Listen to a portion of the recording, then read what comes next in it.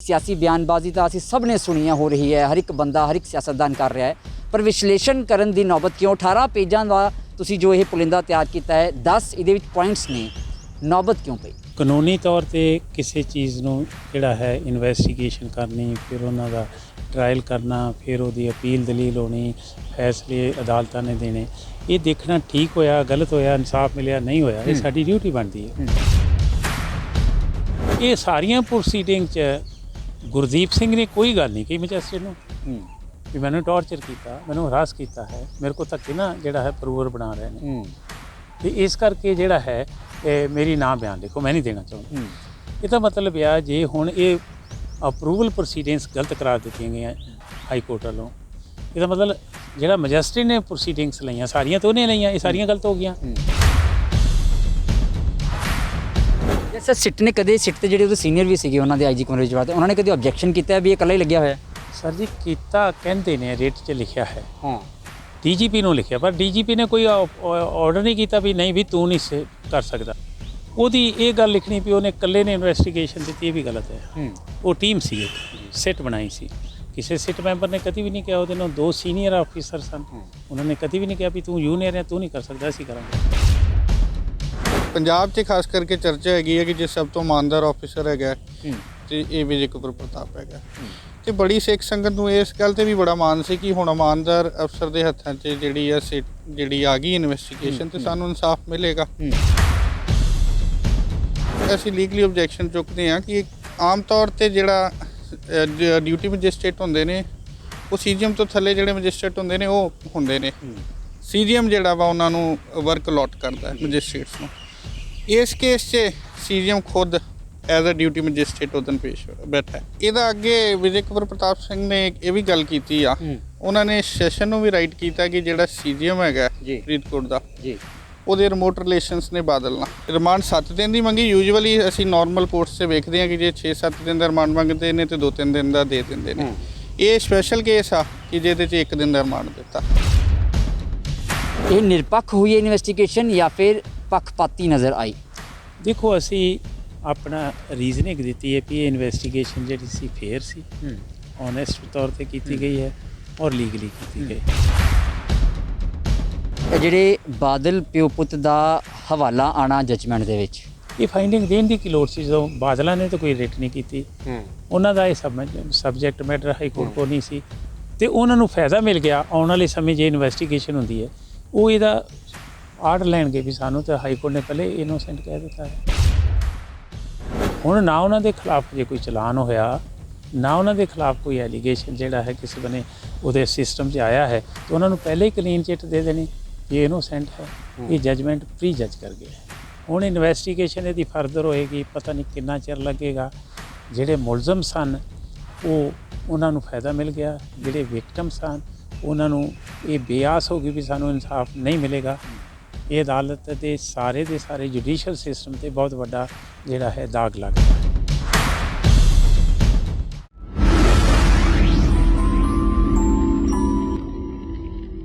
ਕੋਟਕਪੂਰਾ ਗੋਲੀकांड ਤੋਂ ਬਾਅਦ ਦਰਜ ਹੋਏ 2 ਮਾਮਲੇ FIR ਨੰਬਰ 192 ਤੇ 129, ਜਿਸ ਦੀ ਇਨਵੈਸਟੀਗੇਸ਼ਨ ਜਾਂ ਕਿ ਇਹ ਪੜਤਾਲ ਨੂੰ ਮਾਣਯੋਗ ਕੋਰਟ ਵੱਲੋਂ ਰੱਦ ਕਰ ਦਿੱਤਾ ਗਿਆ ਹੈ। ਆਖਰ ਕਿਉਂ? ਇਹ ਬੜਾ ਵੱਡਾ ਸਵਾਲ ਹੈ।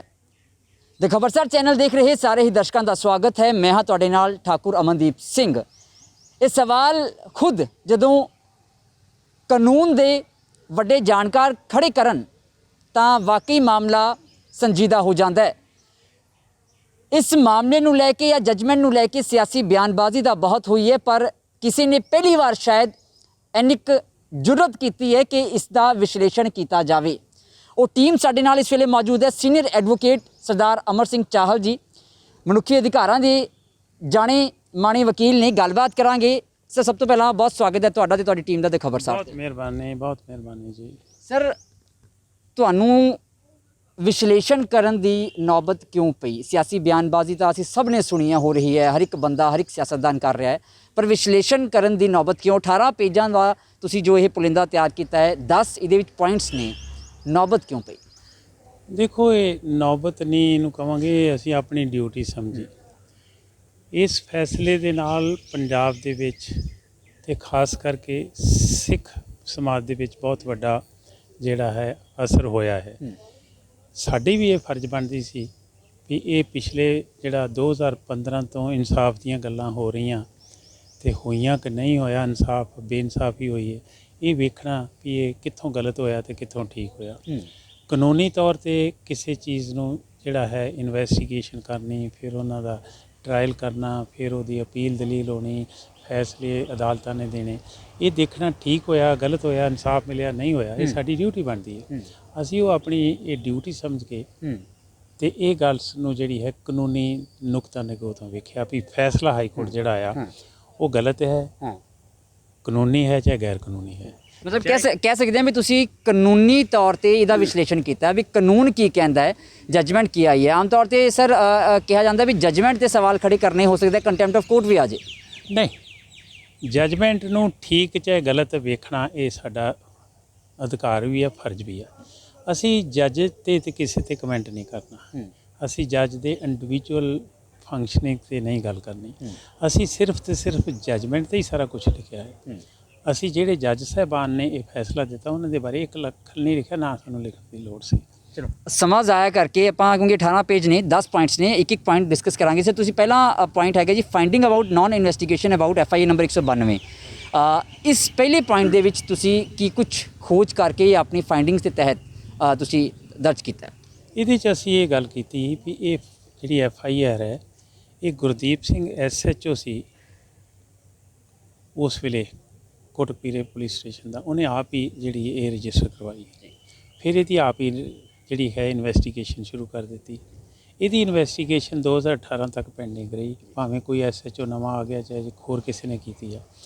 ਇਹ ਇਨਵੈਸਟੀਗੇਸ਼ਨ ਜਦੋਂ ਲਗਭਗ 3 ਸਾਲ ਨਹੀਂ ਕੀਤੀ ਗਈ ਤੇ ਇਹਦੇ ਇਵਜ਼ ਜਿਹੜੀ ਨਵੀਂ ਇਨਵੈਸਟੀਗੇਸ਼ਨ ਜਿਹੜੀ ਕੀਤੀ ਗਈ ਹੈ FIR 129 'ਚ 7/8/2000 ਜਿਹੜਾ ਹੈ 18 ਨੂੰ ਲੌਜ ਹੋਈ, ਉਹਦੇ 'ਚ ਵੇਖਿਆ ਗਿਆ ਵੀ ਜਿਹੜਾ ਇਨਸੀਡੈਂਟ ਉਸ ਮਾਮਲੇ 'ਚ ਵਿਕਟਮਸ ਕਹਿੰਦੇ ਨੇ ਉਹ ਠੀਕ ਹੈ। ਇਹਦਾ ਮਤਲਬ ਆਪਣੇ ਆਪ ਹੀ ਜਿਹੜਾ 192 ਦਾ ਉਹ ਝੂਠਾ ਹੋ ਜਾਂਦਾ ਹੈ। ਹਾਂਜੀ, ਇਹਦਾ ਝੂਠਾ ਹੋਣ ਦੇ ਹੋਰ ਬੜੇ ਪ੍ਰਮਾਣ ਮਿਲਦੇ ਨੇ ਵੀ 3 ਸਾਲ ਉਹਨਾਂ ਨੇ ਖੁਦ ਹੀ ਕਿਉਂ ਇਨਵੈਸਟੀਗੇਟ ਨਹੀਂ ਕੀਤੀ। ਜੇ ਇਹ ਸੱਚਾ ਸੀ ਤੇ 3 ਸਾਲਾਂ 'ਚ ਤਾਂ ਜਿਨ੍ਹਾਂ ਨੇ ਇਹ ਕ੍ਰਾਈਮ ਕੀਤਾ ਸੀ ਉਹਨਾਂ ਨੂੰ ਕੈਦ ਹੋ ਸਕਦੀ ਸੀ। ਠੀਕ ਹੈ ਨਾ ਜੀ। ਨੰਬਰ 2, ਇਹਦੇ 'ਚ ਇਸ FIR ਦੇ ਵਿੱਚ 8-9 ਆਦਮੀ ਅਰੈਸਟ ਕੀਤੇ ਗਏ, ਉਸੇ SHO ਨੇ ਕੀਤੇ, ਉਹ ਜਿਹਨੇ ਕੰਪਲੇਂਟ ਲਿਖਾਈ ਹੈ। ਉਹਦੇ ਵਿੱਚ ਉਹਨੇ ਜਿਹੜਾ ਹੈ 3 ਦਿਨ ਅੰਦਰ ਰੱਖ ਕੇ ਉਹਨਾਂ ਨੂੰ ਛੱਡ ਦਿੱਤਾ ਆਪਣੇ ਆਪ। ਨਾਲ ਇਸ ਕਰਕੇ ਛੱਡਿਆ ਵੀ ਇਹਨਾਂ ਦੇ ਖਿਲਾਫ ਕੋਈ ਗਵਾਹੀ ਨਹੀਂ। ਜੇ ਗਵਾਹੀ ਨਹੀਂ ਸੀ ਉਹਨਾਂ ਦੇ ਖਿਲਾਫ, ਇਹਦਾ ਮਤਲਬ ਪਰਚਾ ਝੂਠਾ ਕੀਤਾ ਗਿਆ, ਉਹਨਾਂ ਦੀ ਅਰੈਸਟ ਝੂਠੀ ਕੀਤੀ ਗਈ। ਤੇ ਜੇ ਗਵਾਹੀ ਇਹ ਸੱਚਾ ਸੀ ਤਾਂ ਫਿਰ ਜਿਹੜੇ ਬੰਦੇ ਹੋਰ ਸੀ ਜਿਨ੍ਹਾਂ ਦੇ ਖਿਲਾਫ ਕਾਰਵਾਈ ਕੀਤੀ ਜਾ ਸਕਦੀ, ਉਹਨਾਂ ਨੂੰ ਫੜਿਆ ਕਿਉਂ ਨਹੀਂ? 3 ਸਾਲ ਜਿਹੜੀ ਇਨਵੈਸਟੀਗੇਸ਼ਨ ਕਿਉਂ ਨਹੀਂ ਕੀਤੀ ਗਈ? ਇਹਦਾ ਮਤਲਬ ਇਹ ਆ ਵੀ ਇਹ ਝੂਠੀ ਰਿਕਾਰਡ ਕੀਤੀ ਗਈ। ਝੂਠੀ ਹੋਣ ਕਰਕੇ ਇਹਦੇ ਤੋਂ ਇਨਵੈਸਟੀਗੇਸ਼ਨ ਕਰਨ ਦੀ ਲੋੜ ਹੀ ਨਹੀਂ ਰਹਿ ਗਈ। ਹਾਂਜੀ, ਝੂਠੀ ਦਰਜ ਕੀਤੀ ਗਈ, ਮਤਲਬ ਕਿ ਕੰਪਲੇਨੈਂਟ ਜਿਹੜਾ ਸੀਗਾ ਉਹੀ ਇਨਵੈਸਟੀਗੇਸ਼ਨ ਕਰਦਾ ਰਿਹਾ। ਇਹ ਗੈਰ ਕਾਨੂੰਨੀ ਨਹੀਂ ਸੀ, ਇਹ ਗੈਰ ਕਾਨੂੰਨੀ ਸੀ। ਇਨਵੈਸਟੀਗੇਸ਼ਨ ਜਿਹੜੀ ਹੈ ਬਾਈ ਦੀ ਕੰਪਲੇਨੈਂਟ ਨਹੀਂ ਕੀਤੀ ਜਾ ਸਕਦੀ। ਸਰ ਤੁਸੀਂ ਅਗਲਾ ਪੁਆਇੰਟ ਲਿਖਦੇ ਹੋ FIR ਨੰਬਰ 129 ਜਿਹੜੀ ਕਿ 7/8/2018 ਨੂੰ ਹੋਈ ਹੈ ਪੁਲਿਸ ਸਟੇਸ਼ਨ ਸਿਟੀ ਕੋਟਕਪੂਰਾ 'ਚ, ਇਸ ਬਾਰੇ ਕੀ ਲਿਖਿਆ? ਇਹ ਜਿਹੜੀ FIR ਇਨਵੈਸਟੀਗੇਸ਼ਨ ਸਾਰੀ ਇਹਦੇ ਤੇ ਸਿੱਟ ਨੇ ਕੀਤੀ। ਸਿੱਟ ਵੀ ਬੜੀ ਜਿਹੜੀ ਹਾਈਲੀ ਪਲੇਸਡ ਆਫੀਸਰ ਸਨ, ਉਹਨਾਂ ਨੇ ਇਹਦੀ ਰਿਪੋਰਟ ਦੇ ਦਿੱਤੀ ਵੀ ਇਹ ਸੱਚੇ ਫੈਕਟਸ ਨੇ। ਇਹਦਾ ਮਤਲਬ ਜਿਹੜੇ FIR 129 ਦੇ ਫੈਕਟਸ ਨੇ ਉਹ ਸੱਚੇ ਨੇ। ਇਹਦਾ ਮਤਲਬ 192 ਦੇ ਆਪਣੇ ਆਪ ਹੀ ਝੂਠੇ ਹੋ ਗਏ। ਇਸ ਕਰਕੇ 129 ਤੇ ਜਿਹੜਾ ਚਲਾਨ ਕੀਤਾ ਗਿਆ ਸੀ, ਇਨਵੈਸਟੀਗੇਸ਼ਨ ਕੀਤੀ ਗਈ ਸੀ, ਉਹਦਾ ਕੇਸ ਅਦਾਲਤ ਚੱਲ ਪਿਆ ਸੀ, ਉਹ ਠੀਕ ਗਿਣਿਆ ਜਾਣਾ ਚਾਹੀਦਾ ਸੀ। ਉਹਨੂੰ ਜਿਹੜਾ ਹੈ ਉਹਦੇ ਤੇ ਕੋਈ ਪਾਬੰਦੀ ਲਾਉਣੀ ਵੀ ਤੁਸੀਂ ਉਹ ਵੀ ਬੰਦ ਹੋ ਗਿਆ ਤੇ 192 ਦੀ ਨਵੀਂ ਇਨਵੈਸਟੀਗੇਸ਼ਨ ਕਰੋ, ਇਹ ਗਲਤ ਫੈਸਲਾ ਹੋਇਆ। ਚਾਹੀਦਾ ਜੇ ਐਟ ਦੀ ਬੈਸਟ ਇਹ ਕੀਤਾ ਜਾਂਦਾ ਵੀ 192 ਦੀ ਇਨਵੈਸਟੀਗੇਸ਼ਨ ਚਾਹੀਦੀ ਹੈ, ਫਿਰ ਕੱਲ ਇਨਵੈਸਟੀਗੇਸ਼ਨ 192 ਦੀ ਚੱਲਦੀ ਰਹਿੰਦੀ, ਉਹਦੇ ਤੇ ਪਾਬੰਦੀ ਪਾ ਦਿੰਦੇ ਵੀ ਇਹਨੂੰ 2 ਮਹੀਨੇ 4 ਮਹੀਨੇ 6 ਮਹੀਨੇ 'ਚ ਕਰਕੇ ਇਹਦਾ ਚਲਾਨ ਸੈਪਰੇਟ ਦੇ ਦਿਓ। 129 ਦਾ ਟਰਾਇਲ ਜਿਹੜਾ ਹੈ ਉਹ ਤੇ ਚੱਲਣਾ ਚਾਹੀਦਾ ਸੀ ਨਾ।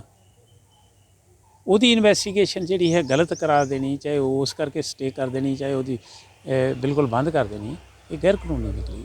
ਸਰ ਤੀਜਾ ਪੁਆਇੰਟ ਤੁਸੀਂ ਲਿਖਦੇ ਹੋ ਜੀ conduct of Gurdeep Singh SHO police station city Kotkapura, ਉਹਦੇ ਬਾਰੇ ਕੀ ਕੁਝ ਪੜਤਾਲ 'ਚ ਨਿਕਲਿਆ? ਉਹ ਅਸੀਂ ਇਹ ਪੜਤਾਲ 'ਚ ਕੱਢਿਆ ਹੈ ਵੀ ਇਹ ਬੰਦਾ ਆਪਣੇ ਆਪ ਹੀ FIR ਲਿਖ ਦਿੰਦਾ 192 ਆਪਣੇ ਆਪ ਹੀ ਇਹਦੀ ਇਨਵੈਸਟੀਗੇਸ਼ਨ ਸ਼ੁਰੂ ਕਰ ਦਿੰਦਾ।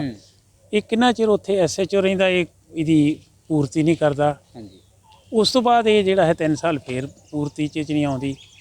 ਤੇ ਇਸ ਕਰਕੇ ਸਾਰਾ ਕਸੂਰ ਤੇ ਇਹਦਾ ਸੀ ਵੀ ਜੇ ਇਹ ਗੱਲ ਸੱਚੀ ਸੀ ਤੇ ਇਹਨੇ ਆਪਣੀ ਇਹ FIR ਦੀ ਇਨਵੈਸਟੀਗੇਸ਼ਨ ਪੂਰੀ ਕਰਕੇ ਚਲਾਨ ਕਿਉਂ ਨਹੀਂ ਕੀਤਾ ਮੁਲਜ਼ਮਾਂ ਦਾ ਜਿਹੜੇ ਇਹਦੇ 'ਚ ਇਨਵੋਲਵ ਸੀ। ਇਸ ਕਰਕੇ ਇਹਦਾ ਕੰਡਕਟ ਜਿਹੜਾ ਸੀ, ਇਹ ਨਾ ਇਹ ਇਨਵੈਸਟੀਗੇਸ਼ਨ ਕਰਨਾ ਸ਼ੋਅ ਕਰਦਾ ਸੀ ਵੀ ਝੂਠਾ ਕੇਸ ਇਹਨੇ ਜਾਣਬੁੱਝ ਕੇ ਰਜਿਸਟਰ ਕੀਤਾ, ਫਾਲਸ ਫੈਕਟਸ ਤੇ ਕੀਤਾ।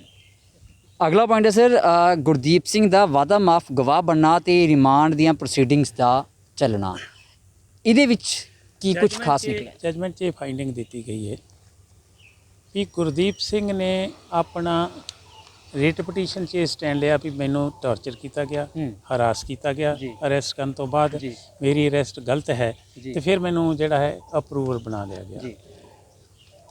ਇਹਦੇ 'ਚ ਕੰਡਕਟ ਉਹਦਾ ਹੈ ਵੀ ਪਹਿਲੇ ਉਹਨੇ ਜਿਹੜੀ ਹੁੰਦੀ ਹੈ ਨਾ ਅਪਰੂਵਲ ਪ੍ਰੋਸੀਡਿੰਗਸ, ਉਹ ਹੁੰਦੀ ਹੈ ਇੱਕ ਮੈਜਿਸਟ੍ਰੇਟ ਕੋ ਜਾ ਕੇ ਇਲਾਕਾ ਮੈਜਿਸਟ੍ਰੇਟ ਕੋ ਦਰਖਾਸਤ ਚਾਹੀਦੀ ਹੈ, ਨਾਲ ਮੁਲਜ਼ਮ ਪੇਸ਼ ਕਰੀਦਾ।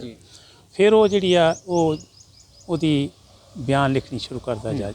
ਬਿਆਨ ਲਿਖਣ ਤੋਂ ਪਹਿਲੇ ਉਹਨੂੰ ਪੁੱਛਦਾ ਹੈ ਵੀ ਤੂੰ ਭਾਈ ਤੈਨੂੰ ਕੋਈ ਦਬਾਅ ਤਾਂ ਨਹੀਂ ਹੈਗਾ, ਤੂੰ ਬਿਆਨ ਆਪਣੀ ਮਰਜ਼ੀ ਨਾਲ ਦੇਣਾ ਚਾਹੁੰਦਾ, ਜੇ ਤੇਰੇ ਤੇ ਕੋਈ ਦਬਾਅ ਹੈ ਤਾਂ ਤੂੰ ਨਹੀਂ ਦੇ ਸਕਦਾ, ਜੇ ਤੂੰ ਬਿਆਨ ਦੇਂਗਾ ਤਾਂ ਤੇਰੇ ਖਿਲਾਫ ਵਰਤਿਆ ਜਾਣਾ, ਇਸ ਕਰਕੇ ਸੋਚ ਲੈ ਦੇਣਾ ਕਿ ਨਹੀਂ ਦੇਣਾ। ਇਹ ਲਿਖਣ ਤੋਂ ਪਹਿਲੇ ਔਰ ਉਦੋਂ ਪੁੱਛਿਆ ਜਾਂਦਾ ਜਦੋਂ ਮੈਜਿਸਟ੍ਰੇਟ ਤੇ ਉਹ ਬੰਦਾ ਦੋਨੋਂ ਇਕੱਠੇ ਬੈਠੇ ਹੁੰਦੇ ਰਿਟਾਇਰਿੰਗ ਰੂਮ 'ਚ, ਹੋਰ ਬੰਦਾ ਕੋਈ ਉੱਥੇ ਨਹੀਂ ਹੁੰਦਾ। ਪੁਲਿਸ ਵਾਲੇ ਕੋਰਟ ਰੂਮ ਤੋਂ ਬਾਹਰ ਹੁੰਦੇ ਨੇ, ਸਟਾਫ ਜੱਜ ਦਾ ਆਪਣੇ ਉੱਥੇ ਕੋਰਟ ਰੂਮ 'ਚ ਬੈਠਾ ਹੁੰਦਾ। ਜੇ ਉਹਨੂੰ ਇਹ ਵੀ ਨਾਲ ਕਿਹਾ ਜਾਂਦਾ ਵੀ ਭਾਈ ਜੇ ਤੂੰ ਨਹੀਂ ਅਪਰੂਵਰ ਬਣਨਾ, ਜੇ ਤੂੰ ਇਸ ਗੱਲ ਤੇ ਸੋਚਣਾ ਹੈ ਤੇ ਤੈਨੂੰ ਮੈਂ ਤਰੀਕ ਦੇ ਦੇਣਾ, ਠੀਕ ਹੈ 2 ਦਿਨ ਦੀ 4 ਦਿਨ ਦੀ ਜਿੰਨੀ ਮਰਜ਼ੀ ਲੈ ਲਾ, ਤੇ ਉਦੋਂ ਸੋਚ ਕੇ ਆ ਜੀ। ਇਹ ਸਾਰੀਆਂ ਪ੍ਰੋਸੀਡਿੰਗ 'ਚ ਗੁਰਦੀਪ ਸਿੰਘ ਨੇ ਕੋਈ ਗੱਲ ਨਹੀਂ ਕਹੀ ਮੈਜਿਸਟ੍ਰੇਟ ਨੂੰ ਵੀ ਮੈਨੂੰ ਟਾਰਚਰ ਕੀਤਾ, ਮੈਨੂੰ ਹਰਾਸ ਕੀਤਾ ਹੈ, ਮੇਰੇ ਕੋਲ ਧੱਕੇ ਨਾ ਜਿਹੜਾ ਹੈ ਅਪਰੂਵਰ ਬਣਾ ਰਹੇ ਨੇ, ਤੇ ਇਸ ਕਰਕੇ ਜਿਹੜਾ ਹੈ ਮੇਰੀ ਨਾ ਬਿਆਨ ਲਿਖੋ, ਮੈਂ ਨਹੀਂ ਦੇਣਾ ਚਾਹੁੰਦਾ। ਇਹਦਾ ਮਤਲਬ ਆ ਜੇ ਹੁਣ ਇਹ ਅਪਰੂਵਲ ਪ੍ਰੋਸੀਡਿੰਗਸ ਗਲਤ ਕਰਾਰ ਦਿੱਤੀਆਂ ਗਈਆਂ ਹਾਈ ਕੋਰਟ ਵੱਲੋਂ, ਇਹਦਾ ਮਤਲਬ ਜਿਹੜਾ ਮੈਜਿਸਟ੍ਰੇਟ ਨੇ ਪ੍ਰੋਸੀਡਿੰਗਸ ਲਈਆਂ ਸਾਰੀਆਂ ਤਾਂ ਉਹਨੇ ਲਈਆਂ, ਇਹ ਸਾਰੀਆਂ ਗਲਤ ਹੋ ਗਈਆਂ। ਜਿਹੜਾ ਕਿ ਨਹੀਂ ਸੀ ਹੋਣਾ ਚਾਹੀਦਾ, ਮੈਜਿਸਟ੍ਰੇਟ ਦਾ ਆਰਡਰ ਜਿਹੜਾ ਹੈ ਉਹ ਤੇ ਅੰਡਰ ਅਪੀਲ ਨਹੀਂ ਸੀ ਇੱਥੇ, ਨਾ ਉਹਦੀ ਕੋਈ ਰਿਵੀਜ਼ਨ ਸੀ। ਇਸ ਕਰਕੇ ਉਹਦੇ ਤੇ ਕਮੈਂਟ ਕਰਕੇ ਇਹ ਕਹਿਣਾ ਵੀ ਗੁਰਦੀਪ ਸਿੰਘ ਨੂੰ ਹੈਰਾਨ ਕੀਤਾ ਗਿਆ, ਉਹਦਾ ਅਪਰੂਵਰ ਗਲਤ ਬਣਿਆ ਹੈ, ਇਹ ਫਾਈਂਡਿੰਗ ਗਲਤ ਹੈ, ਕਾਨੂੰਨੀ ਤੌਰ ਤੇ ਨਹੀਂ ਸੀ ਦੇਣੀ ਚਾਹੀਦੀ, ਹਾਈ ਕੋਰਟ ਦੀ ਜੁਰਿਸਡਿਕਸ਼ਨ 'ਚ ਨਹੀਂ ਸੀ ਇਹ। ਬਿਲਕੁਲ। ਅਗਲਾ 5ਵਾਂ ਪੁਆਇੰਟ ਸਰ ਹੈਗਾ ਜੀ ਕੰਡਕਟ ਆਫ ਕੁੰਵਰ ਵਿਜੇ ਪ੍ਰਤਾਪ, ਜੋ ਕਿ ਜਜਮੈਂਟ ਦੇ ਵਿੱਚ ਵੀ ਕੁਝ ਕਿਉਂਕਿ ਕਮੈਂਟ ਕੀਤਾ ਗਿਆ ਇਹਨਾਂ ਦੇ ਕੰਡਕਟ ਨੂੰ ਲੈ ਕੇ ਵੀ IG ਕੁੰਵਰ ਵਿਜੇ ਪ੍ਰਤਾਪ ਦੇ ਜਜਮੈਂਟ 'ਚ ਇਨਵੈਸਟੀਗੇਸ਼ਨ ਨੂੰ ਗਲਤ ਕਰਾਰ ਕਰਨ ਲਈ ਕੁਝ ਲਫ਼ਜ਼ ਵਰਤੇ ਨੇ ਵੀ ਉਹਦੀ ਇਨਵੈਸਟੀਗੇਸ਼ਨ ਜਿਹੜੀ ਆ ਪਾਰਸ਼ਲ ਹੈ, ਉਹਦਾ ਕੰਡਕਟ ਜਿਹੜਾ ਠੀਕ ਨਹੀਂ ਸੀ, ਉਹ ਆਟੋਕ੍ਰੈਟਿਕ ਬੜਾ ਜਿਹੜਾ ਹੈ ਗਲਤ ਤਰੀਕੇ ਨਾਲ ਵਰਤਦਾ ਰਿਹਾ। ਫਿਰ ਉਹਨੇ ਸਿੱਟ ਦੀ ਸਾਰੇ ਪਾਵਰਸ ਆਪ ਹੀ ਜਿਹੜੀਆਂ ਇਕੱਲੇ ਨੇ ਇਨਵੈਸਟੀਗੇਸ਼ਨ ਸ਼ੁਰੂ ਕਰ ਦਿੱਤੀ। ਇਹ ਗੱਲਾਂ ਜਿਹੜੀਆਂ ਨੇ ਜਜਮੈਂਟ ਵਿੱਚ ਲਈਆਂ ਗਈਆਂ ਨੇ। ਅਸੀਂ ਇਹ ਗੱਲ ਰੀਜ਼ਨਿੰਗ ਦਿੱਤੀ ਵੀ ਇਹਨਾਂ ਗੱਲਾਂ ਦੀ ਲੈਣ ਦੀ ਲੋੜ ਨਹੀਂ ਸੀ। ਉਹਦੇ ਕਈ ਕਾਰਨ ਨੇ। ਉਹਦੀ ਕੰਡਕਟ ਨੂੰ ਨਹੀਂ ਸੀ ਆਪਾਂ ਵੇਖਣਾ, ਆਪਾਂ ਉਹਦੀ ਇਨਵੈਸਟੀਗੇਸ਼ਨ ਨੂੰ ਦੇਖਣਾ ਸੀ। ਜੇ ਉਹਦਾ ਕੰਡਕਟ ਗਲਤ ਵੀ ਸੀ, ਇਨਵੈਸਟੀਗੇਸ਼ਨ ਠੀਕ ਸੀ, ਫਿਰ ਵੀ ਜਿਹੜਾ ਸੀ ਉਹਦੇ ਖਿਲਾਫ ਕੋਈ ਲਿਖਣ ਦੀ ਲੋੜ ਨਹੀਂ ਸੀ। ਨੰਬਰ 2, ਉਹਦੀ ਇਹ ਗੱਲ ਲਿਖਣੀ ਵੀ ਉਹਨੇ ਇਕੱਲੇ ਨੇ ਇਨਵੈਸਟੀਗੇਸ਼ਨ ਦਿੱਤੀ, ਇਹ ਵੀ ਗਲਤ ਹੈ। ਉਹ ਟੀਮ ਸੀ, ਇੱਕ ਸਿੱਟ ਬਣਾਈ ਸੀ। ਕਿਸੇ ਸਿੱਟ ਮੈਂਬਰ ਨੇ ਕਦੀ ਵੀ ਨਹੀਂ ਕਿਹਾ, ਉਹਦੇ ਨਾਲ 2 ਸੀਨੀਅਰ ਆਫੀਸਰ ਸਨ, ਉਹਨਾਂ ਨੇ ਕਦੀ ਵੀ ਨਹੀਂ ਕਿਹਾ ਵੀ ਤੂੰ ਜੂਨੀਅਰ ਹੈ, ਤੂੰ ਨਹੀਂ ਕਰ ਸਕਦਾ, ਅਸੀਂ ਕਰਾਂਗੇ। ਯੈਸ ਸਰ, ਸਿੱਟ ਨੇ ਕਦੇ ਸਿੱਟ ਤੇ ਜਿਹੜੇ ਉਹਦੇ ਸੀਨੀਅਰ ਵੀ ਸੀਗੇ ਉਹਨਾਂ ਦੇ IG ਕੁੰਵਰ ਵਿਜੇ ਪ੍ਰਤਾਪ, ਉਹਨਾਂ ਨੇ ਕਦੀ ਆਬਜੈਕਸ਼ਨ ਕੀਤਾ ਵੀ ਇਹ ਇਕੱਲਾ ਹੀ ਲੱਗਿਆ ਹੋਇਆ? ਸਰ ਜੀ ਕੀਤਾ ਕਹਿੰਦੇ ਨੇ, ਰੇਟ 'ਚ ਲਿਖਿਆ ਹੈ, DGP ਨੂੰ ਲਿਖਿਆ, ਪਰ DGP ਨੇ ਕੋਈ ਆਰਡਰ ਨਹੀਂ ਕੀਤਾ ਵੀ ਨਹੀਂ ਵੀ ਤੂੰ ਨਹੀਂ ਕਰ ਸਕਦਾ, ਇਹ ਕਰਨਗੇ। ਇਹ ਨਾਲੇ ਲਿਖਣ ਨੂੰ ਲੋੜ ਨਹੀਂ ਸੀ DGP ਤੇ, ਜਿਹੜਾ ਇੱਕ ਡਾਇਰੈਕਟਰ ਦੇ ਲੈਵਲ ਦਾ ਇਹਦੇ ਨਾਲੋਂ ਮੱਚ ਸੀਨੀਅਰ ਸੀ। ਉਹ ਖੁਦ ਕਹਿੰਦਾ ਵੀ ਤੂੰ ਮੇਰਾ ਸਬੋਰਡੀਨੇਟ ਹੈ, ਇਨਵੈਸਟੀਗੇਸ਼ਨ ਮੈਂ ਕਰਾਂਗਾ, ਜੋ ਮੈਂ ਮਦਦ ਮੰਗਾਂਗਾ ਉਹ ਦੇਂਗਾ, ਤੂੰ ਚੁੱਪ ਕਰਕੇ ਬੈਠਾ ਰਹੋ। ਇੱਕ IG ਵੀ ਇਹਦੇ ਨਾਲੋਂ ਸੀਨੀਅਰ ਸੀ, ਉਹਨੇ ਵੀ ਨਹੀਂ ਕਿਹਾ। ਸੋ ਉਹਨਾਂ ਨੇ ਜਦੋਂ ਇਹ ਗੱਲ ਇਨਵੈਸਟੀਗੇਸ਼ਨ ਦੇ ਦਰਮਿਆਨ ਹੀ ਝਗੜਾ ਕੀਤਾ ਜਾਂ ਇਹ ਗੱਲ ਕਹੀ ਨਹੀਂ ਵੀ ਸਾਨੂੰ ਤੇ ਇਹਨਾਂ ਨੇ ਜੀ ਇਹ ਪਾਸੇ ਕਰ ਦਿੱਤਾ ਇਨਵੈਸਟੀਗੇਸ਼ਨ ਆ, ਇਹ ਜਜਮੈਂਟ 'ਚ ਇਹ ਗੱਲਾਂ ਲਿਖਣ ਦੀਆਂ ਜਿਹੜੀਆਂ ਨੇ ਇਹ ਠੀਕ ਨਹੀਂ ਸੀ, ਇਹ ਗਲਤ ਨੇ। ਇਹਨਾਂ ਤੇ ਇਹ ਰੀਜ਼ਨਿੰਗ ਜਿਹੜੀ ਹੈ ਵੀ ਉਹ ਗਲਤ ਹੈ, ਨਾਲੇ ਉਹਦਾ ਕੰਡਕਟ ਨਹੀਂ ਸੀ ਜਿਹੜਾ ਕਮੈਂਟ ਕਰਨਾ ਚਾਹੀਦਾ, ਉਹਦੀ ਇਨਵੈਸਟੀਗੇਸ਼ਨ ਵੇਖਣੀ ਚਾਹੀਦੀ ਸੀ। ਇੱਕ ਸਵਾਲ ਹੋਰ ਵੀ ਹੈ ਭਾਜੀ, ਜਿਵੇਂ ਅਸੀਂ ਗੱਲ ਕਰਦੇ ਹਾਂ ਵੀ ਕਿਉਂਕਿ ਇਮਾਨਦਾਰ ਬੜੇ ਨੇ, ਇਹ ਬੜੀਆਂ ਗੱਲਾਂ ਹੁੰਦੀਆਂ ਨੇ ਵੀ ਅੱਜ ਕੁਮਾਰ ਵਿਜੇ ਪ੍ਰਤਾਪ ਇਮਾਨਦਾਰ ਅਫਸਰ ਨੇ, ਅੱਜ ਤੱਕ ਕੋਈ ਤੁਹਾਡੀ ਨੌਲੇਜ ਹੋਵੇ ਕਿ ਕੋਈ ਪਹਿਲਾਂ ਇਹਨਾਂ ਦੇ ਕੋਈ ਅਜਿਹੇ ਕਰਪਸ਼ਨ ਦੇ ਜਾਂ ਕੋਈ ਚਾਰजेस ਲੱਗੇ ਹੋਣ? ਇਹ ਸਾਡੇ ਕੋਈ ਖਿਆਲ 'ਚ ਨਹੀਂ ਹੈਗਾ, ਸ਼ਾਇਦ ਖਿਆਲ 'ਚ ਵੀ ਨਾ ਹੋਣ ਤੇ ਸ਼ਾਇਦ ਲੱਗੇ ਵੀ ਨਹੀਂ ਹੈਗੇ। ਇਹ ਪੰਜਾਬ 'ਚ ਖਾਸ ਕਰਕੇ ਚਰਚਾ ਹੈਗੀ ਹੈ ਕਿ ਜੇ ਸਭ ਤੋਂ ਇਮਾਨਦਾਰ ਆਫੀਸਰ ਹੈਗਾ ਤੇ ਇਹ ਵਿਜੇ ਕੁਮਾਰ ਪ੍ਰਤਾਪ ਹੈਗਾ। ਤੇ ਬੜੀ ਸਿੱਖ ਸੰਗਤ ਨੂੰ ਇਸ ਗੱਲ ਤੇ ਵੀ ਬੜਾ ਮਾਣ ਸੀ ਕਿ ਹੁਣ ਇਮਾਨਦਾਰ ਅਫਸਰ ਦੇ ਹੱਥਾਂ 'ਚ ਜਿਹੜੀ ਆ ਗਈ ਇਨਵੈਸਟੀਗੇਸ਼ਨ ਤੇ ਸਾਨੂੰ ਇਨਸਾਫ ਮਿਲੇਗਾ।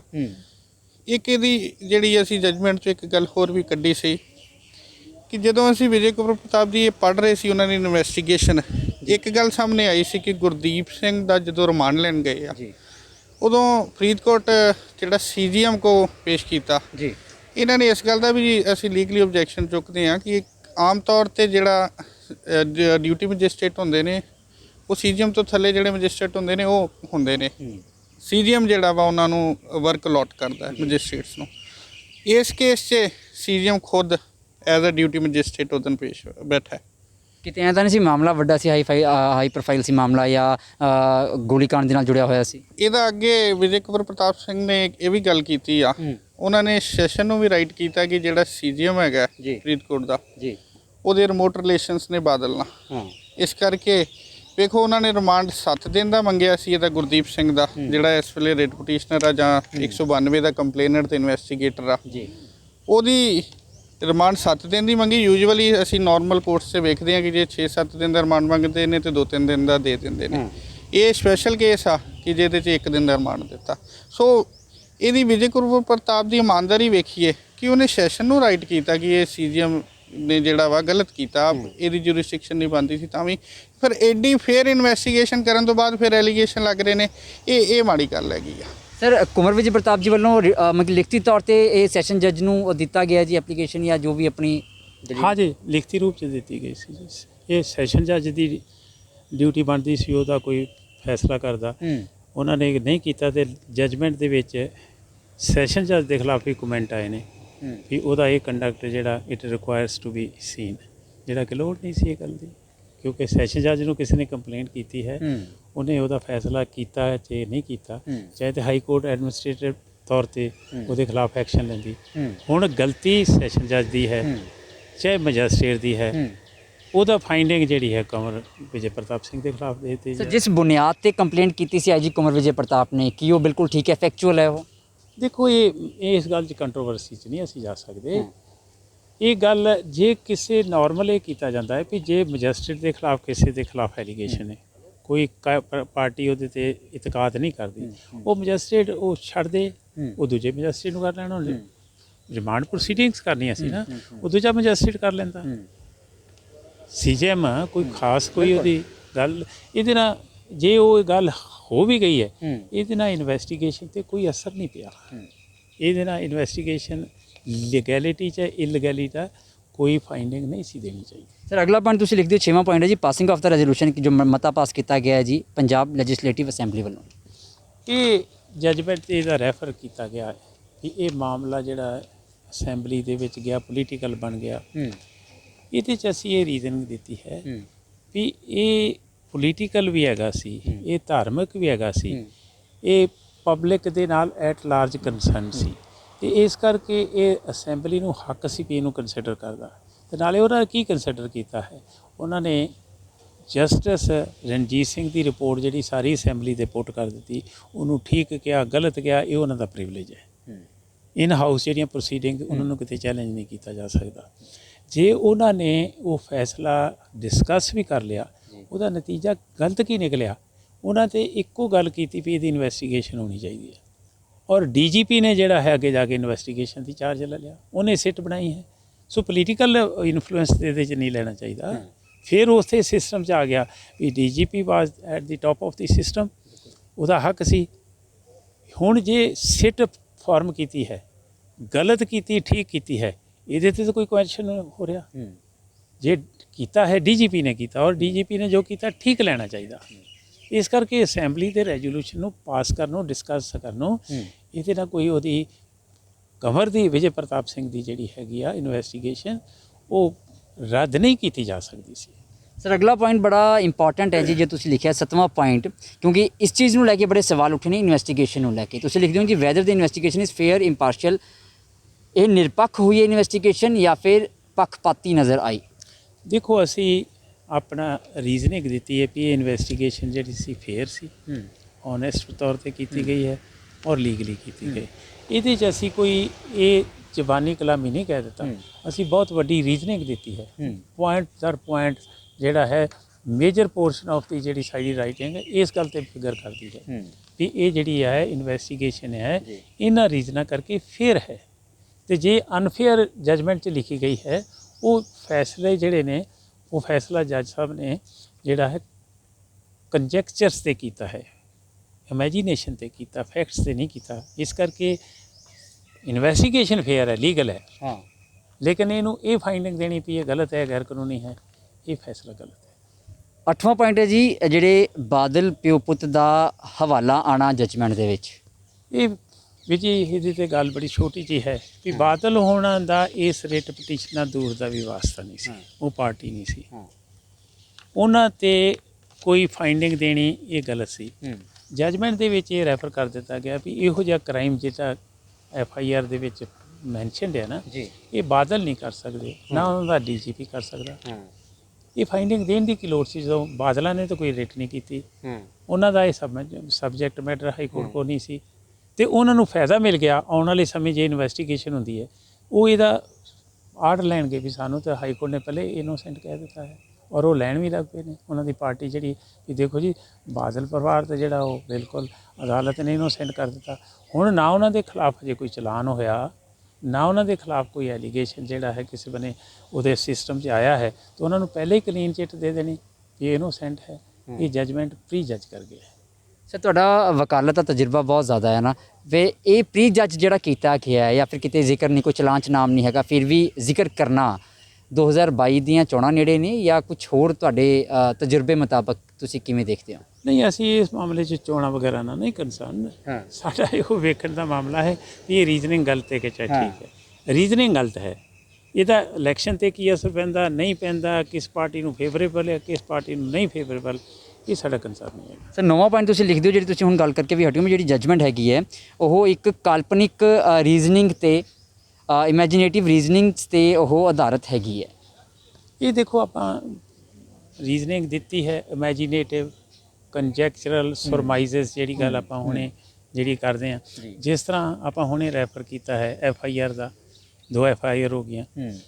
FIR ਦੀ ਇਨਵੈਸਟੀਗੇਸ਼ਨ ਜਿਹੜੀ ਹੈ ਉਹ ਡਾਇਰੈਕਸ਼ਨ ਦੇ ਦਿੱਤੀ ਗਈ ਹੈ, ਉਹ FIR ਤੇ ਆਪਣੇ ਆਪ ਹੀ ਝੂਠੀ ਹੋ ਜਾਂਦੀ ਹੈ। ਉਹਦਾ ਸਾਰੇ ਦਾ ਸਾਰਾ ਜਿਹੜਾ ਮਾਮਲਾ ਹੈ ਵੀ ਉਹ 2015 ਤੋਂ ਲੈ ਕੇ 2018 ਤੱਕ ਕੀਤਾ ਹੀ ਕੁਛ ਨਹੀਂ ਉਹਦੇ 'ਚ, ਤੇ ਜੇ ਕੀਤਾ ਹੈ ਝੂਠੇ ਬੰਦੇ ਫੜ ਲਏ ਫਿਰ ਛੱਡ ਵੀ ਦਿੱਤੇ। ਹਾਂਜੀ, ਇਹ ਜਿਹੜੀ ਹੈ ਇਹ ਇਨਵੈਸਟੀਗੇਸ਼ਨ ਨੂੰ ਇਸ ਕਰਕੇ ਜਿਹੜਾ ਗਲਤ ਕਹਿ ਦੇਣਾ ਵੀ ਜੀ ਉਹਦੀ ਇਨਵੈਸਟੀਗੇਸ਼ਨ ਨਹੀਂ ਹੋਈ, ਇਹ ਕੰਜੈਕਚਰਲ ਹੈ, ਇਹ ਕੋਈ ਫੈਕਚੁਅਲ ਪੋਜੀਸ਼ਨ ਤੇ ਸਾਊਂਡ ਨਹੀਂ ਹੈਗਾ, ਇਸ ਕਰਕੇ ਅਸੀਂ ਦਿੱਤੀ। ਇਸੇ ਤਰ੍ਹਾਂ ਜਿਹੜਾ ਉਹਨੂੰ ਜਿਹੜਾ ਹੈਗਾ SHO ਨੂੰ ਗੁਰਦੀਪ ਸਿੰਘ ਨੂੰ ਅਪਰੂਵਰ ਬਣਾਇਆ ਹੈ, ਅਪਰੂਵਰ ਬਣਾਉਣ 'ਚ ਤਾਂ ਸਾਰੇ ਦਾ ਸਾਰਾ ਫੰਕਸ਼ਨ ਮੈਜਿਸਟ੍ਰੇਟ ਦਾ ਸੀ, ਵਿਜੇ ਪ੍ਰਤਾਪ ਸਿੰਘ ਦਾ ਕੀ ਕੰਸਰਨ ਸੀ ਇਹਦੇ 'ਚ? ਇਹਦਾ ਮਤਲਬ ਜਿਹੜਾ ਫੈਕਟ ਠੀਕ ਸੀ ਉਹਨੂੰ ਗਲਤ ਤਰੀਕੇ ਦੇ ਤੌਰ ਤੇ ਵਰਤ ਕੇ ਗਲਤ ਫੈਸਲਾ ਕਰ ਦਿੱਤਾ ਗਿਆ। ਇੱਕ ਫੈਸਲੇ FIR 130 ਦਾ ਰੈਫਰੈਂਸ ਆਉਂਦਾ ਬਾਜਾ ਖਾਨਾ ਦੀ ਜਿਹੜਾ ਜਜਮੈਂਟ 'ਚ ਰੈਫਰ ਹੋਇਆ ਹੈ ਵੀ ਉੱਥੇ ਜੀ ਜਿਹੜਾ ਹੈ ਸੈਂਟੀਮੈਂਟਲ ਦਾ ਲਫ਼ਜ਼ ਲਿਖ ਦਿੱਤਾ ਗਿਆ। ਉਹ ਸਿਰਫ ਤੇ ਸਿਰਫ ਸੈਂਟੀਮੈਂਟਲ ਦਾ ਹੀ ਲਫ਼ਜ਼ ਵੇਖਿਆ ਗਿਆ, ਉਹਦੀ ਇਨਵੈਸਟੀਗੇਸ਼ਨ ਹੀ ਵੇਖੀ ਵੀ 130 ਦਾ ਨਤੀਜਾ ਕੀ ਨਿਕਲਿਆ ਹੈ। 130 ਦਾ ਨਤੀਜਾ ਇਹ ਨਿਕਲਿਆ ਹੈ ਕਿ ਜਿਹੜਾ ਬਹਿਬਲ ਕਲਾਂ ਦਾ ਇਨਸੀਡੈਂਟ ਸੀ ਉਹਦੇ 'ਚ ਸਾਰੀ ਦੀ ਸਾਰੀ ਪੁਲਿਸ ਦੀ ਜ਼ਿੰਮੇਵਾਰੀ ਸੀ ਔਰ ਇੱਥੋਂ ਤੱਕ ਇਨਵੈਸਟੀਗੇਸ਼ਨ ਹੋ ਗਈ ਵੀ ਉਹਨਾਂ ਨੇ 2 ਬੰਦੇ ਗਲਤ ਮਾਰੇ ਨੇ, ਜਿਹੜੀਆਂ ਚੋਟਾਂ ਲਾਈਆਂ ਗਲਤ ਨੇ, ਉਹਨਾਂ ਨੇ ਫੈਬਰੀਕੇਸ਼ਨ ਆਫ ਰਿਕਾਰਡ ਕੀਤੀ ਹੈ, ਉਹਨਾਂ ਨੇ ਪਬਲਿਕ ਪ੍ਰਾਪਰਟੀ ਖੁਦ ਹੀ ਡੈਮੇਜ ਕੀਤੀ ਹੈ। ਠੀਕ ਹੈ ਨਾ, ਜਿਹੜਾ ਫਾਈਂਡਿੰਗ ਵੇਖਣ ਵਾਲੀ ਸੀ ਜਿਹੜੀ ਇਨਵੈਸਟੀਗੇਸ਼ਨ ਹੋ ਕੇ ਰਿਕਾਰਡ ਤੇ ਪਈ ਹੈ ਉਹਦੀ ਗਲਤ ਵਿਊ ਲੈ ਲਿਆ ਗਿਆ ਵੀ ਜੀ ਪੁਲਿਸ ਵਾਲਿਆਂ ਦਾ ਜਿਹੜਾ ਪੱਖ ਉਹ ਤਾਂ ਸੁਣਿਆ ਨਹੀਂ। ਹੁਣ ਪੁਲਿਸ ਦਾ ਤੇ ਪੱਖ ਜਿਹੜਾ ਨਿਕਲਿਆ ਸੀ ਅਦਾਲਤ ਦੇ ਸਾਹਮਣੇ ਪਿਆ ਸੀ ਉਹਨੂੰ ਤਾਂ ਕੰਸੀਡਰ ਨਹੀਂ ਕੀਤਾ ਗਿਆ। ਜਿਹੜਾ ਪੱਖ ਜਿਹੜਾ ਆਪਣੇ ਆਪ ਉਹਨਾਂ ਨੇ ਝੂਠਾ ਕਹਿ ਦਿੱਤਾ ਵੀ ਬੰਦੇ ਵੀ ਫੜ ਲਏ ਛੱਡ ਵੀ ਦਿੱਤੇ, 3 ਸਾਲ ਉਹ FIR ਜਿਹੜੀ ਹੈ ਉਹਦੀ ਇਨਵੈਸਟੀਗੇਸ਼ਨ ਡੈਡ ਰੱਖੀ, ਉਹਦੇ ਤੇ ਸਾਰੀ ਜਿਹੜੀ ਹੈ ਰੀਜ਼ਨਿੰਗ ਦੇ ਕੇ FIR ਜਿਹੜਾ ਇਨਵੈਸਟੀਗੇਸ਼ਨ ਗਲਤ ਕਰਾ ਦਿੱਤੀ। ਇਹ ਹੈ, ਇਹਨੂੰ ਕਹਿੰਦੇ ਅਸੀਂ application non application of judicial mind. Sir 10ਵੇਂ ਪੁਆਇੰਟ ਤੁਸੀਂ ਕਨਕਲੂਡ ਕਰ ਰਹੇ ਹੋ ਆਪਣੀ ਆਬਜ਼ਰਵੇਸ਼ਨਸ ਨੂੰ, ਤੇ ਕਿਹੜੇ ਕਨਕਲੂਜਨ ਤੇ ਤੁਸੀਂ ਪਹੁੰਚਦੇ ਹੋ ਫਿਰ? ਤੁਹਾਡੀ ਟੀਮ ਜਿਨ੍ਹਾਂ ਨੇ ਪੜਤਾਲ ਕੀਤੀ ਹੈ ਪੂਰਾ, ਸਾਡੀ ਟੀਮ ਨੇ ਇਹ ਗੱਲ ਕੀਤੀ ਹੈ ਵੀ ਇਨਵੈਸਟੀਗੇਸ਼ਨ ਜਿਹੜੀ ਫੇਰ ਸੀ, ਜਿਨ੍ਹਾਂ ਨੂੰ ਲੋਕਾਂ ਨੂੰ ਆਸ ਹੋਈ ਸੀ ਵੀ ਸਾਨੂੰ ਇਨਸਾਫ ਮਿਲ ਜਾਏਗਾ, ਜਿਹੜੇ ਵਿਕਟਮ ਸਨ, ਉਹ ਪਹਿਲੇ 5 ਸਾਲ ਤੋਂ ਪਹਿਲੇ ਹੀ ਜਿਹੜਾ ਹੈ ਕੋਈ ਉਹਨਾਂ ਨੂੰ ਇਨਸਾਫ ਦਾ ਕੋਈ ਚਾਨਣ ਨਹੀਂ ਸੀ ਦਿਸਦਾ। ਇਸ ਜਜਮੈਂਟ ਨੇ ਉਹ ਚਾਨਣ ਜਿਹੜਾ ਸੀ ਉਹ ਬਿਲਕੁਲ ਹੀ ਅੰਧਲਾ ਹੀ ਕਰ ਦਿੱਤਾ, ਧੁੰਦਲਾ ਹੀ ਕਰ ਦਿੱਤਾ। ਹੁਣ ਇਨਵੈਸਟੀਗੇਸ਼ਨ ਇਹਦੀ ਫਰਦਰ ਹੋਏਗੀ, ਪਤਾ ਨਹੀਂ ਕਿੰਨਾ ਚਿਰ ਲੱਗੇਗਾ। ਜਿਹੜੇ ਮੁਲਜ਼ਮ ਸਨ ਉਹਨਾਂ ਨੂੰ ਫਾਇਦਾ ਮਿਲ ਗਿਆ, ਜਿਹੜੇ ਵਿਕਟਮ ਸਨ ਉਹਨਾਂ ਨੂੰ ਇਹ ਬਿਆਸ ਹੋ ਗਈ ਵੀ ਸਾਨੂੰ ਇਨਸਾਫ ਨਹੀਂ ਮਿਲੇਗਾ। ਇਹ ਅਦਾਲਤ ਦੇ ਸਾਰੇ ਜੁਡੀਸ਼ੀਅਲ ਸਿਸਟਮ ਤੇ ਬਹੁਤ ਵੱਡਾ ਜਿਹੜਾ ਹੈ ਦਾਗ ਲੱਗਦਾ ਹੈ, ਕਿਉਂਕਿ ਅਦਾਲਤਾਂ ਦੇ ਵਿੱਚ ਜੋ ਫੈਸਲੇ ਹੋ ਰਹੇ ਨੇ ਜਾਂ ਜਿਸ ਤਰ੍ਹਾਂ ਦਾ ਸਿਸਟਮ ਹੈ, ਲੋਕਾਂ ਦਾ ਅੱਗੇ ਹੀ ਇਤਕਾਦ ਉੱਠ ਖਲੋਇਆ ਵੀ ਸਾਡੇ ਨਾਲ ਜਿਹੜਾ ਇਨਸਾਫ ਨਹੀਂ ਹੋਏਗਾ। ਇਹਦਾ ਜਿਹੜਾ ਬੜਾ ਸਾਨੂੰ ਨਤੀਜਾ ਮਿਲਿਆ ਹੈ ਵੀ ਸਾਰੇ ਪੰਜਾਬ 'ਚ ਜਜਮੈਂਟ ਦੀਆਂ ਕਾਪੀਆਂ ਸਾੜੀਆਂ ਜਾ ਰਹੀਆਂ ਨੇ। ਲੋਕੀ ਕਹਿ ਰਹੇ ਨੇ ਵੀ ਫੈਸਲਾ ਗਲਤ ਹੋਇਆ, ਕੋਈ ਇਹਦੇ ਪਿੱਛੇ ਕੋਈ ਕਿਸੇ ਦਾ ਹੱਥ ਹੈ। ਇਹ ਲੋਕਾਂ ਨੂੰ ਆਵਾਜ਼ ਕਿਉਂ ਉਠਾਉਣੀ ਪਈ? ਉਹਦਾ ਕਾਰਨ ਹੈ ਫੈਸਲਾ ਗਲਤ ਆ ਗਿਆ। ਇੱਥੋਂ ਤੱਕ ਵੀ ਨੌਬਤ ਕੰਟਰੀ ਦੀ ਜਾ ਸਕਦੀ ਹੈ ਵੀ ਕਿਸਾਨ ਬੈਠੇ ਨੇ ਦਿੱਲੀ ਦੇ ਕਿਨਾਰੇ 'ਤੇ, ਉਹਨਾਂ ਨੂੰ ਕਿੰਨੇ ਮਹੀਨੇ ਹੋ ਗਏ ਮੋਰਚਾ ਲਾਇਆ ਨੂੰ। ਉਹਨਾਂ ਦੇ ਵਿੱਚ ਸੁਪਰੀਮ ਕੋਰਟ ਨੇ ਇੱਕ ਕਮੇਟੀ ਬਣਾ ਦਿੱਤੀ, ਨਾ ਪਤਾ ਨਹੀਂ ਕਿੱਥੋਂ ਲਿਆ। ਠੀਕ ਹੈ, ਇਹ ਗੱਲ ਆਉਂਦੀ ਰਹੀ ਵੀ ਸੁਪਰੀਮ ਕੋਰਟ ਦਾ ਹੁਕਮ ਹੋ ਜਾਣਾ ਵੀ ਇਹਨਾਂ ਨੂੰ ਖਦੇੜ ਦਿਓ। ਅਦਾਲਤ ਦੇ ਫੈਸਲਾ ਆਉਣਾ ਚਾਹੇ ਨਹੀਂ ਆਉਣਾ, ਕਦੋਂ ਆਉਣਾ, ਕਿਸ ਤਰ੍ਹਾਂ ਦਾ ਆਉਣਾ, ਉਹਨੂੰ ਡੀਕਿਆਂ ਤੋਂ ਬਗੈਰ ਹੀ ਕਿਸਾਨ ਦੇ ਸਾਰੇ ਬੰਦੇ ਕਿਸਾਨ ਯੂਨੀਅਨ ਦੇ ਕਹਿ ਰਹੇ ਵੀ ਸਾਨੂੰ ਸੁਪਰੀਮ ਕੋਰਟ ਦਾ ਫੈਸਲਾ ਅਸੀਂ ਨਹੀਂ ਮੰਨਾਂਗੇ। ਇਸ ਤੋਂ ਵੱਡੀ ਬਦਕਿਸਮਤੀ ਕੀ ਹੋ ਸਕਦੀ? ਸੁਪਰੀਮ ਕੋਰਟ ਤੋਂ ਵੱਡੀ ਅਦਾਲਤ ਸਾਡੇ ਕੋਲ ਹੈ ਨਹੀਂ ਕੋਈ। ਜੇ ਸੁਪਰੀਮ ਕੋਰਟ ਦਾ ਫੈਸਲਾ ਮੰਨਣ ਨੂੰ ਤਿਆਰ ਨਹੀਂ ਲੋਕੀ, ਤਾਂ ਫਿਰ ਸੁਪਰੀਮ ਕੋਰਟ ਦਾ ਇਹਦਾ ਮਤਲਬ ਕ੍ਰੈਡੀਬਿਲਿਟੀ ਨਹੀਂ ਹੈਗੀ। ਸੁਪਰੀਮ ਕੋਰਟ ਦੇ ਫੈਸਲੇ ਜਿਹੜੇ ਹੈਗੇ ਨੇ, ਲੋਕੀ ਇਹ ਮਹਿਸੂਸ ਪਹਿਲੇ ਹੀ ਕਰਨ ਲੱਗ ਪਏ ਵੀ ਇਹ ਗਲਤ ਫੈਸਲੇ ਕਰਨਗੇ। ਇਹ ਜਿਹੜਾ ਬਦਕਿਸਮਤੀ ਦਾ ਜਿਹੜਾ ਆਲਮ ਆ ਗਿਆ ਨਾ, ਇਹ ਮੌਕਾ ਆ ਗਿਆ, ਇਹਨੇ ਸਾਰੇ ਦੇ ਸਾਰੇ ਜੁਡੀਸ਼ੀਅਲ ਸਿਸਟਮ ਨੂੰ, ਪੋਲੀਟੀਕਲ ਸਿਸਟਮ ਨੂੰ, ਐਗਜ਼ੈਕਟਿਵ ਸਾਈਡ ਨੂੰ ਜਿਹੜਾ ਹੈ ਇਹ ਜਿਹੜਾ ਹੈ ਲੋਕਾਂ ਦਾ ਇਤਬਾਰ ਹੀ ਚੁੱਕ ਦਿੱਤਾ। ਤਦੀ ਸਾਰਾ ਹੌਚ-ਪੌਚ ਦੀ ਗੱਲ ਆ ਗਈ ਹੈ। ਸਰ ਮੈਂ ਇੱਕ ਸਵਾਲ ਕਰਾਂਗਾ ਵੀ ਤੁਸੀਂ ਜਿਹੜੀ ਇਹ ਜਜਮੈਂਟ ਦੀ ਕਾਨੂੰਨੀ ਤੌਰ ਤੇ ਬਾਰੀਕੀ ਦੇ ਨਾਲ ਵਿਸ਼ਲੇਸ਼ਣ ਜਿਹੜਾ ਕੀਤਾ ਹੈ, ਕਿੰਨੇ ਦਿਨ ਦਾ ਸਮਾਂ ਤੁਹਾਨੂੰ ਲੱਗਿਆ ਹੈ? ਅਸੀਂ ਪਿਛਲਾ ਹਫਤਾ ਸਾਰਾ ਇਹਦੇ ਤੇ ਲਾਇਆ ਜੀ। ਇਹਨੂੰ ਪੜ੍ਹਿਆ, ਪੜ੍ਹ ਕੇ ਇਹਦੇ ਪੁਆਇੰਟ ਨੋਟ ਕੀਤੇ, ਫਿਰ ਟਾਈਪ ਕਰਾਇਆ, ਫਿਰ ਟਾਈਪ ਕਰਾਇਆ, ਤੀਜੀ ਵਾਰ ਟਾਈਪ ਹੋਇਆ। ਸੋ ਅਸੀਂ ਮਤਲਬ ਬੜੀ ਇਮਾਨਦਾਰੀ ਨਾਲ ਕਾਨੂੰਨੀ ਤੌਰ ਤੇ ਇਹਦੇ ਫੈਕਟਸ ਦੇ ਤੌਰ ਤੇ ਜਿਹੜੀ ਇੱਕ ਟੀਮ ਦੇ ਤੌਰ ਤੇ ਅਸੀਂ ਇਹ ਕੰਮ ਕੀਤਾ ਹੈ।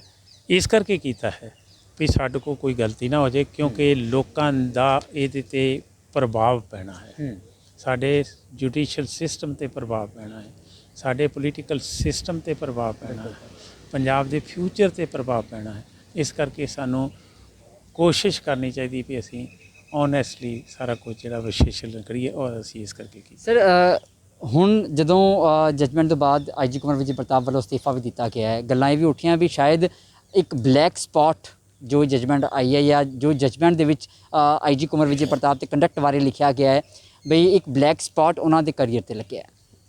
ਨਹੀਂ, ਵੈਸੇ ਅਨਫੋਰਚੂਨੇਟਲੀ ਇਹ ਕਮੈਂਟ ਨਹੀਂ ਸੀ ਹੋਣਾ। ਉਹਦਾ ਕੰਡਕਟ ਜਿਹੜਾ ਉਹਨਾਂ ਦਾ ਨਾ, ਜਜਮੈਂਟ ਇਹਨਾਂ ਸਵੀਅਰਲੀ ਨਹੀਂ ਸੀ ਡੈਲਟ ਵਿਦ ਕਰਨਾ ਚਾਹੀਦਾ।